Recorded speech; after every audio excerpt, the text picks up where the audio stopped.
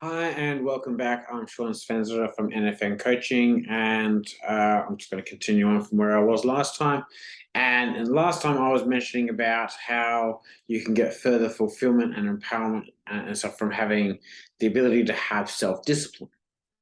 Now, the way self-discipline works, I kind of mentioned it in passing in the previous one, is that to be able it's the ability to be able to give yourself an order and follow it, whether that means getting up early and going for a run or walk, or whether it means you're going to get your work done first thing in the day and not have to rush it the last minute before it's due, and all sorts of things like that. Or if you're studying a particular course and you're going to get all your study, get this project done on the day you've received it rather than waiting until the due date, is another example as well.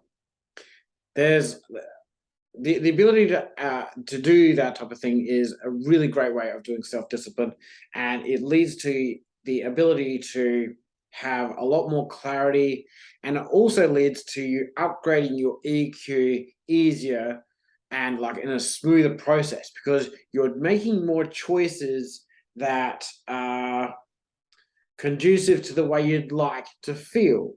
If you're able to give yourself a direction and follow it, and you're achieving particular projects or tasks that you've set out because you've told yourself that you're going to do this, you're going to do this, you're going to do this in a particular methodical way, you're increasing your dopamine and your serotonin types of responses, your positive feelings, your positive reinforcement that you can achieve this, you can achieve that, and you can do this.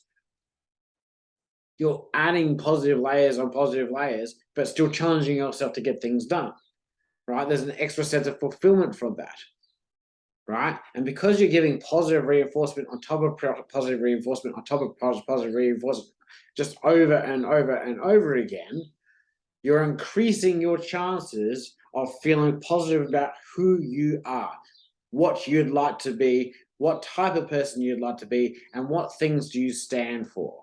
What things do you stand against? Okay. And funny enough, this is where the liking and the hating can actually be sorted into to usefulness. Because if you know what you stand for, then you're pretty sure as to what you stand against as well. Okay. So if you're standing for animal rights, for example, then you're standing against animal cruelty. So there's clarity that comes forward from knowing what you stand for, knowing what you're going to fight for. Okay, so that's when the clarity of the shadow type emotions of ourselves can actually be put to use as well. Okay, where anger, hate, and envy, they're natural emotions. We actually are given them and stuff because they do serve a purpose, right? And they serve a purpose when you actually know what you stand for and what you stand against. Okay, so for example, if you're one that stands for animal rights, for example, then you're standing against animal cruelty. Okay.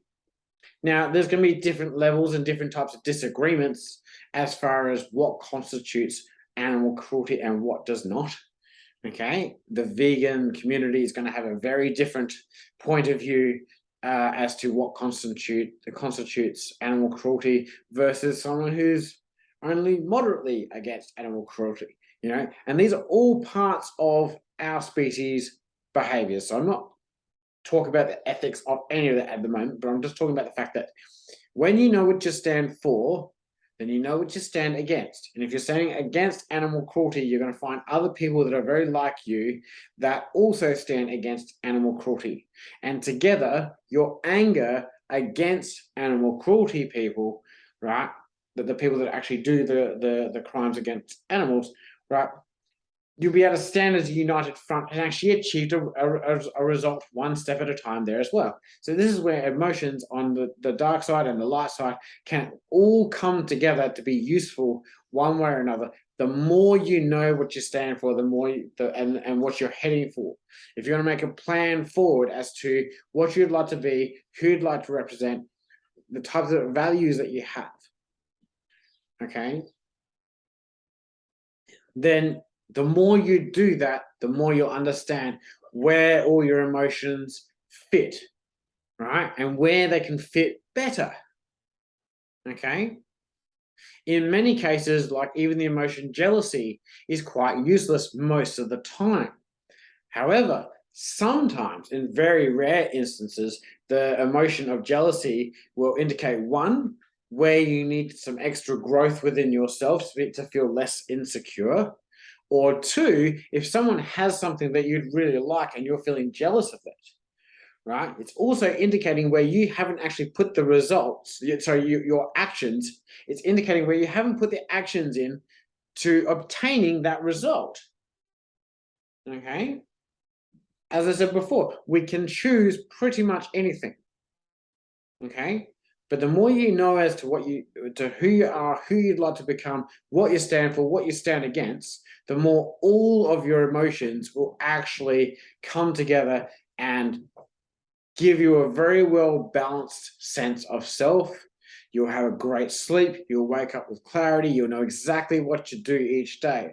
Whether you're taking a day off from everything and relaxing, knowing that you've done fantastically well every other day since, or whether you know that this needs to be taken care of, this needs to be taken care of, this needs to be delegated, that needs to be taken care of, and you can write out a priority. But you can only really organize that specifically when you know what you stand for and what you stand against and what you'd like to be and who you'd like to become. Okay? So all of that, I hope you watched this a few times, all of that combines from the starting point of self-discipline. All right?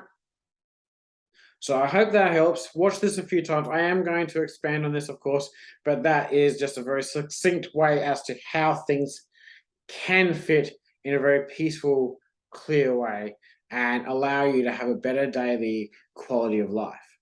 All right. See you next time. Bye.